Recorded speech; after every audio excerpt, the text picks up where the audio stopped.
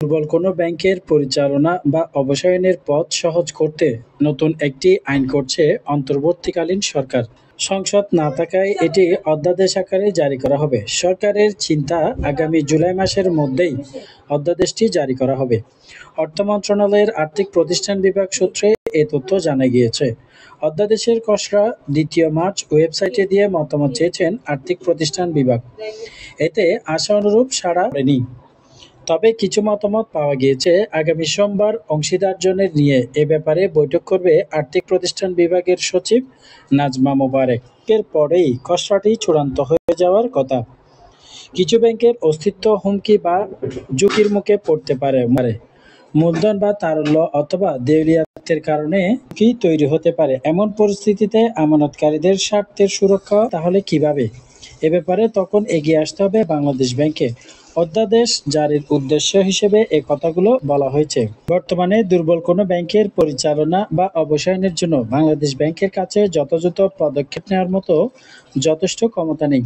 এই ক্ষমতা অর্জনের জন্য প্রণয়ন করা হচ্ছে নতুন ব্যাংক রেগুলেশন অধ্যাদেশ ২০২৫।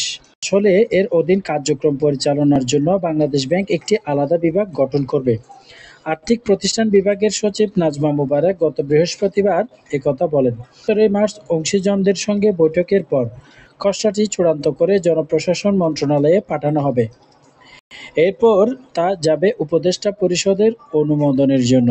উপদেষ্টা পরিষদ অনুমোদন করলে নেওয়া হবে আইন মন্ত্রণালয়ের বেটিং। এরপর তা অধ্যাদেশ আকারে জারি হবে। এর ফলে কি লাভ হবে? এমন প্রশ্নের জবাবে নাজমা মোবারক বলেন, শুভ উদ্দেশ্যেই এ অধ্যাদেশ প্রণয়নের কাজ চলছে। এর অংশ হিসেবে দুর্বল ব্যাংকগুলোর সম্পদের মান পুনর্মূল্যায়ন করা হবে।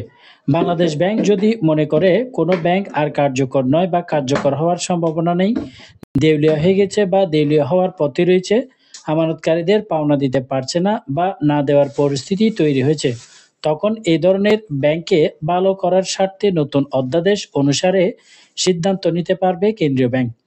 অধ্যাদেশের খসড়ায় বলা হয়েছে, প্রত্যক্ষ বা পরোক্ষভাবে ব্যাংকের সম্পদ বা তহবিল নিজেদের স্বার্থে ব্যবহার করলে এবং প্রতারণামূলক অন্যের স্বার্থে ব্যবহার করলেও বাংলাদেশ ব্যাংক রেগুলেশন করার সিদ্ধান্তে প্রশাসন নিয়োগ দিতে পারবে। বিদ্যমান শেয়ারধারক বা নতুন শেয়ারধারকদের মাধ্যমে মূলধন বাড়াতে পারবে এবং ব্যাংকের শেয়ার, সম্পদ, দায় তৃতীয় পক্ষের কাছে হস্তান্তর করতে পারবে।